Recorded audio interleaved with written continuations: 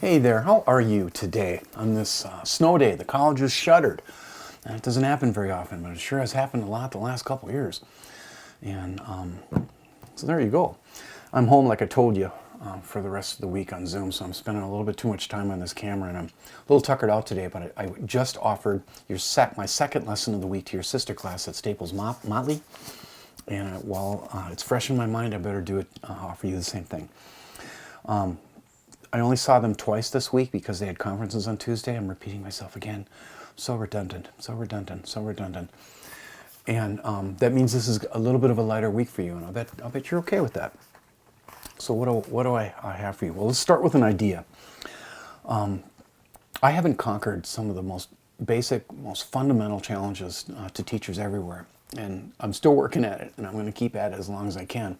One of them is the idea of walking into a room and at least trying to make sure that you are looking at every single student in an equivalent way, in a fair way. It's so hard because some students are, let's just admit it, they're a little more detached. There are students that are engaged, and yet every single student needs to know that I can see them, that I'm witnessing them, that I'm loving them. Writ large, the same thing can happen when you're thinking about having multiple classes. Am I paying the same amount of attention to each class? And I worry about you because you're my online people, so that's why I'm really trying to keep at it with these little videos that I'm making. And my viewership is going down just a little bit. You must be busy, or maybe it's time for a midterm exam. I've got one coming your way. Don't get scared. My classes are easy. My exams aren't, though. Quizzes aren't. What do I have? I have the recognition that I haven't done anything yet to acknowledge that February is Black History Month, and February is darn near over. It's 23rd today. And I have, as the director of Verse Like Water, I have hosted some extraordinary Black American poets, including U.S. Poet Laureate Tracy K. Smith, Terrence Hayes, and Major Jackson. And I'm holding one of his books here. He's a friend of mine. I've hosted him twice in my old life and at CLC. Look at the gaze of this guy. Look, have you ever seen a greater smile than the smile of Major Jackson? So we'll start with a relatively brief poem by him. Then, as I've told you before, I think sometimes classes should have the quality of a demonstration, where you're shown something, how something works. And I want to do that today. And in particular, I want to help you understand one very important thing to know about style, which will be about me communicating to you that there's been a many-century tension between the grand style and the plain style. I like both, and I want to help you get that today. I'll go like large, right? I'll go way above the topography of the terrain, and give you a little bit of a history of prose style in America, which I love to think about. And I got a drawing on here that I worked on for almost 2 minutes, and that'll help me get to that. And to demonstrate the idea, once I explain it to you, once I put it before you conceptually, I'd like to use 2 samples of my writing from 2 very different things that I wrote in the spring of 2010, when I was in what I call my swerve years, moving from one job to the greatest job I've ever had at CLC. You know this, I'm so dumb I had to go to graduate school twice, and in the spring of 2010, I was 50 years old, and I was finishing up my master's degree, and I was nervous because I'd been fired from a teaching job and I didn't exactly know what was next. And ahead of time, I'll tell you that English teachers, I don't think we very often share our writing with our students because we're nervous too, right? You know, that should be admitted and said. So that's that. I want a little history lesson, a demonstration of it, and at the very end today, I'm going to just sort of splice onto this video, the video that I made today to kick off the medallion hunt, which of course you are eligible to participate in, your CLC students. It's not very long, it's about 5 minutes, and I think it's my 10th year doing that at least. I am Medallion Master Jeff, in addition to your teacher. I know what you're thinking too. You're thinking, is he so self-absorbed that he's going to put a Jeff Johnson video within a Jeff Johnson video? The answer is yes. So watch out, but it's optional. You can, if you have no interest in the medallion or winning $250 in cold cash and unmarked bills, just, stop the video then.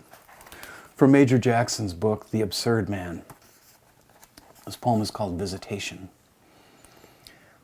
When his dead mother reappears in a storefront glass behind him, sober as a midweek wake, he knows it's time to count his reflections. He worries when scars heal too fast, or when a memory of flames threads his body like a cutthroat waltz. His body hardened into a rainy nightfall, sleepwalking, a vortex of honeysuckle and wild hearts. Let him glimpse himself too long, and he will put a lantern brightness to his eyes, hoping to crowd out ghosts, reaching like moths across eternity with broken wings. The day I hosted Major was a very warm May day. It's the only May poetry reading I ever had. I try to avoid those. Wheels are coming off the spaceship at that point. And my younger son was a student at St. John's University. Smart guy, but also a space cadet. And the morning of the reading, he walked off with the keys to my truck. Keys that he did not need. He had his own vehicle. First of 2 cars that I gave him. And I was in big trouble because I had basically, Major and I, in the heat, had to walk about 3/4 of a mile across the farm to steal a car. I stole my friend Dan Mead's family van, and that's what we went up to CLC in. I had no choice. It was a poetry reading. So let's unfurl, so to speak, this idea, and I think I'll explain it this way. When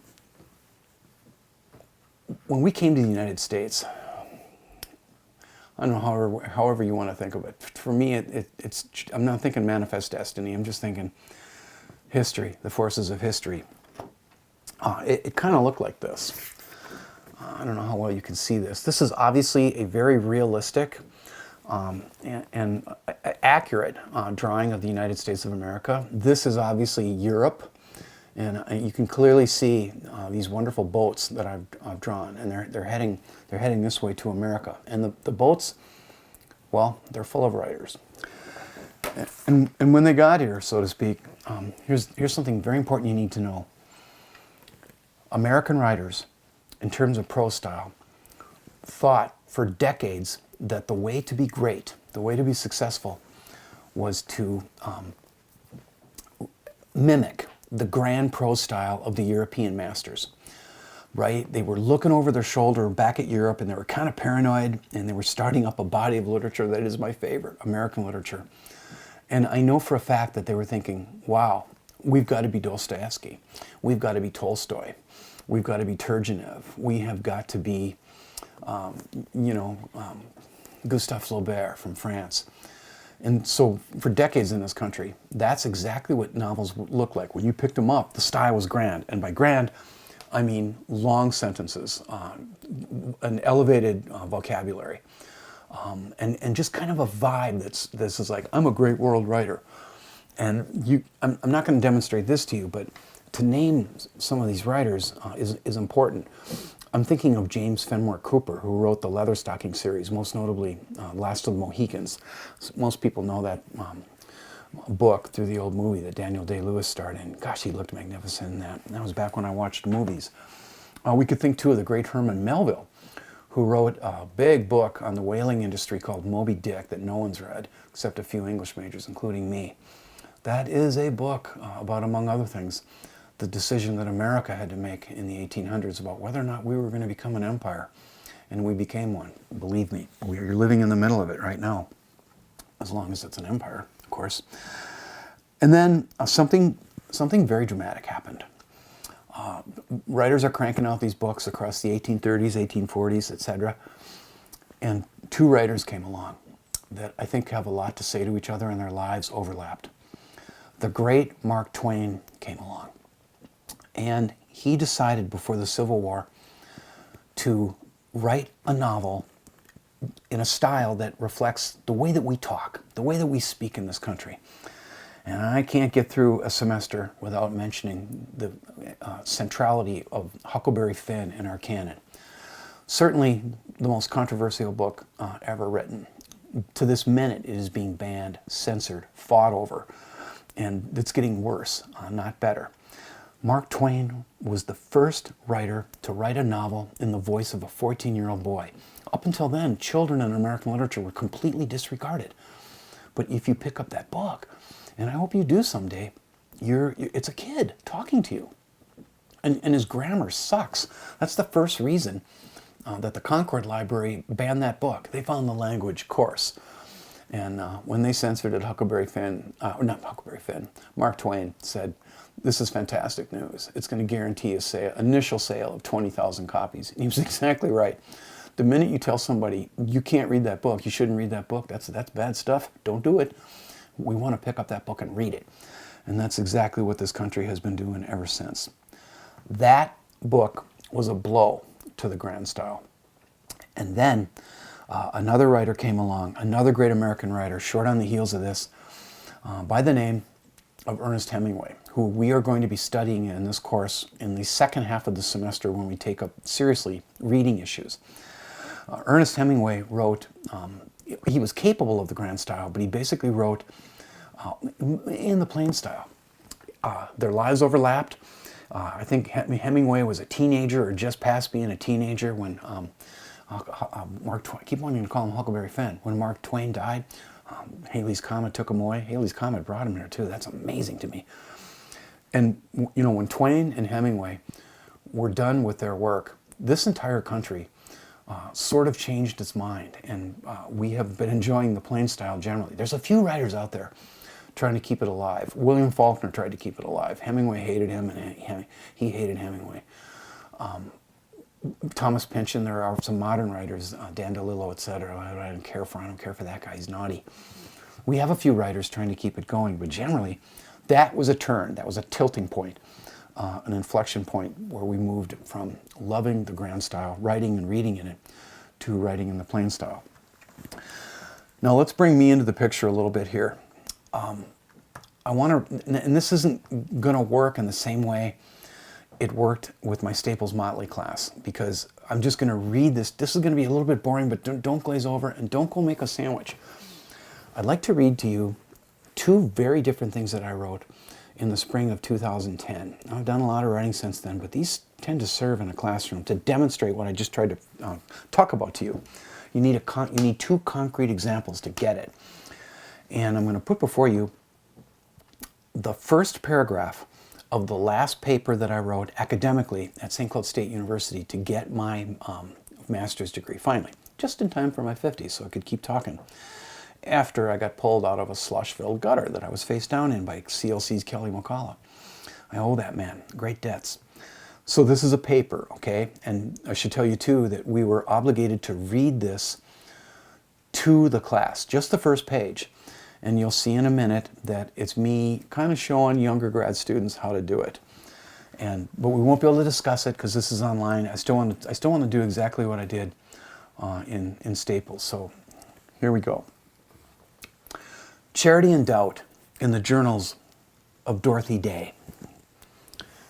To the devout, as well as the unaffiliated, hagiography evokes a procession of impossibly virtuous human beings who achieve sanctification through good works, denial of the world, and often torturous deaths. As the Italian theologian Luigi Giussani once remarked, faith is assenting to what another believes, and it is reasonable to imagine that those who enter heaven's gates with such halos have led lives which showcased unswerving devotion to the Gospels and the discernment of divine will. But if we, as readers, take up the prose they left behind and look into it for the telling of their tales, notions about perfection are quickly reduced to the stuff of fables. As everybody knows, Christ himself drank and ate with riffraff, trashed a market in a rage, and at least asked about skipping the crucifixion. Before their conversions, Paul and Augustine said yes to all the pleasures of the world, which included, but was not limited to, persecuting Christians, drinking dark red wine, and teaching rhetoric. Modernity puts before us further examples like Mother Teresa, who lamented the silence of God, who wanted the sky to speak, not unlike Hector near the end of the Iliad. The subject of this paper is an extraordinary woman who lived such a pattern, whose life trajectory is a possible answer to the vexing question, how does sainthood work?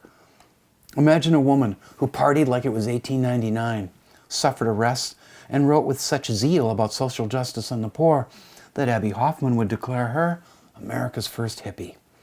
We must now be talking about Dorothy Day, who dreamed into being the Catholic workers' movement and who was indeed declared by John Paul II a servant of God.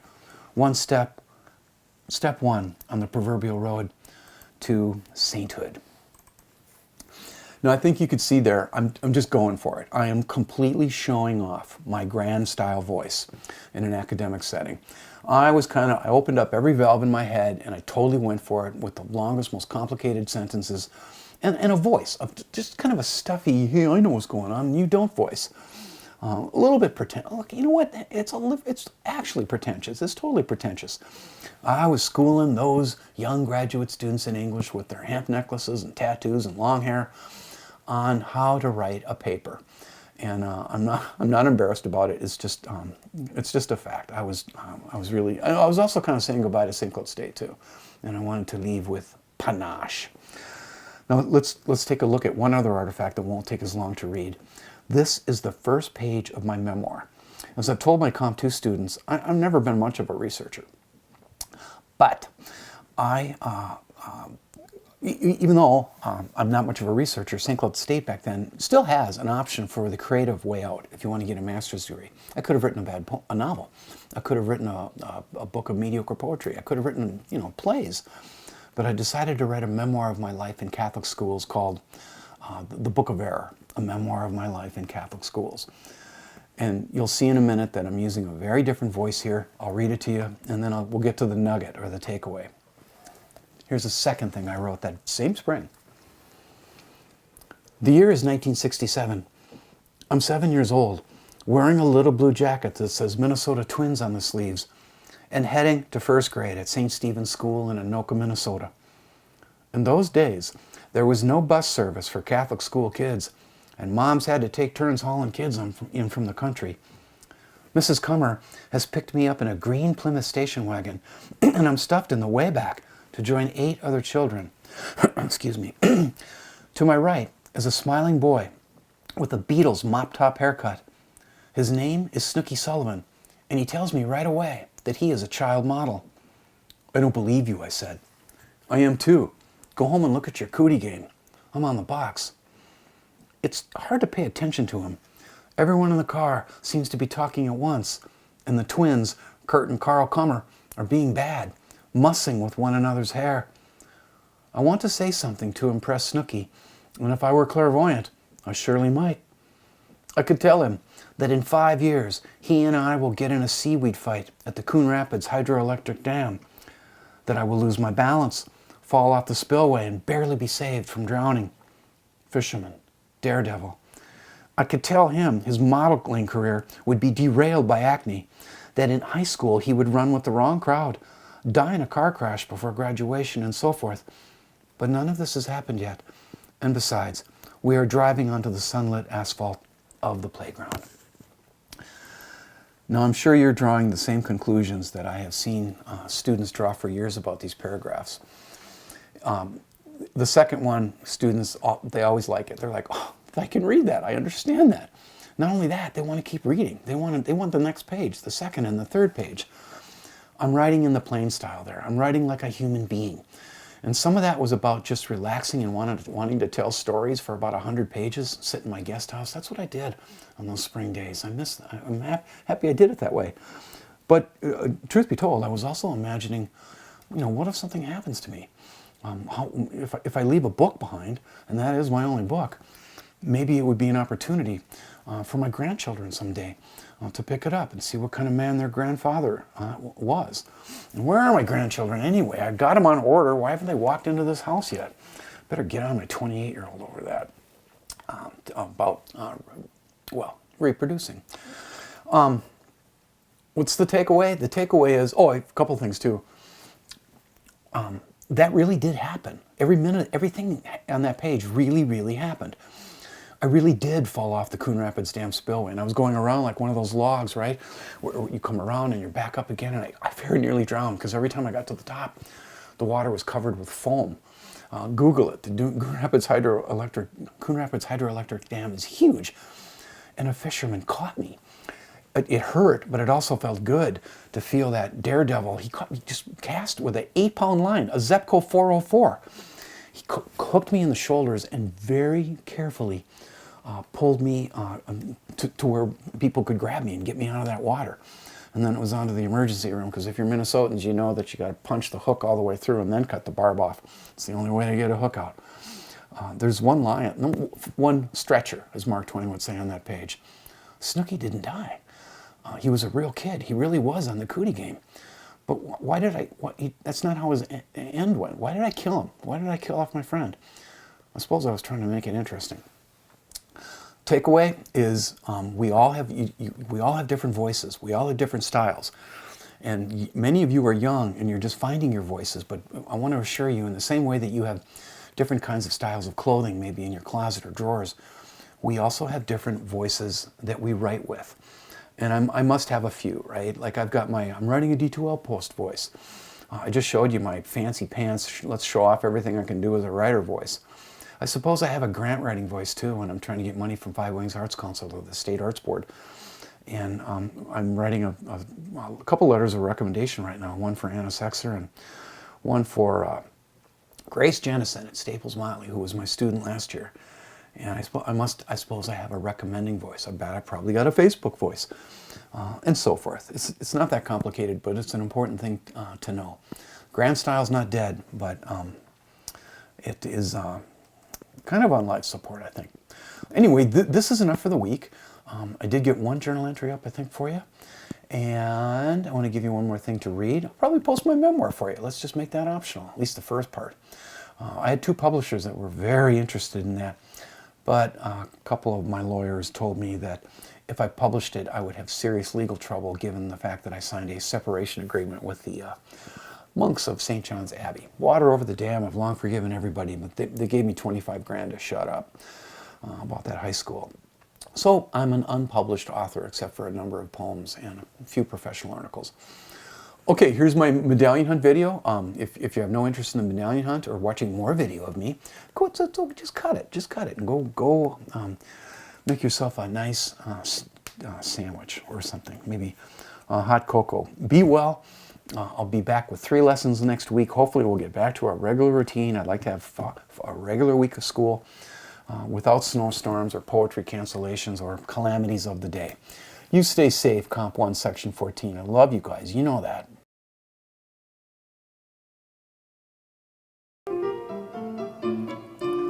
Hello there, Central Lakes College. English major Jeff Johnson here, in a state of high excitement because I am completely ready to kick off the 2023 medallion hunt. Now, I've been doing this a long time.